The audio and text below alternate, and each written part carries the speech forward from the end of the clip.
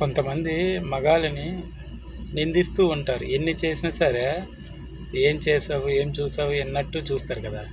అదే మీరు అర్థం చేసుకొని, "అయ్యో!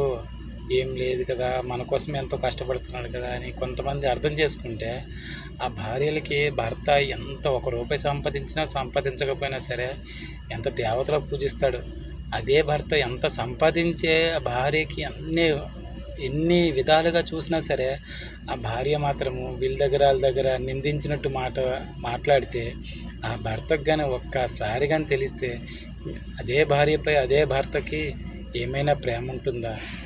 కొందరు అర్థం చేసుకోరు ఎందుకు? అయ్యో! మా ఆయన ఇంత పని చేస్తారు, నా కోసం ఇంత చేస్తారు, మా ఇంట్లో ఏ లోటుబత్యం చేయరు. నా కోసం కదా చేస్తారు. ఎంత కష్టపడినా మా ఆయన ఎలాగున్నా నాకు భర్తే కదా అని ఎందుకు ఆలోచించరు? కన్నోరింటికాడ నా భర్త అలాగా అక్క చెల్లెల దగ్గర, అన్నదమ్ముల దగ్గర, తోడు తమ్ముడు కాడ, అన్నదమ్ముల కాడ ఈళ్ళ దగ్గర చెప్పుకుంటే నీ భర్త పరువు పోతదే గానీ వస్తదా? ఎందుకు అర్థం చేసుకోరు కొంతమంది? నాకైతే అస్సలు నచ్చట్లేదబ్బా!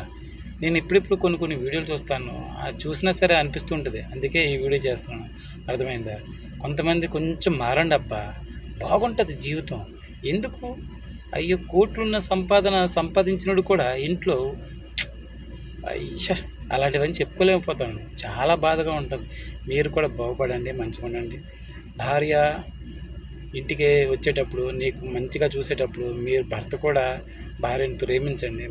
భర్తని ఆహ్, ఆహ్వానం చేసేటప్పుడు అంటే మంచిగా అడిగేటప్పుడు భర్త కూడా తాగుబోతు వేషాలేసుకోకంటే ఫ్రీగా, మంచిగా, హ్యాపీ లైఫ్‌గా ఉండండి మీరందరూ. సరేనా? భార్యాభర్తల బంధం జీవితాంతం అనుబంధం.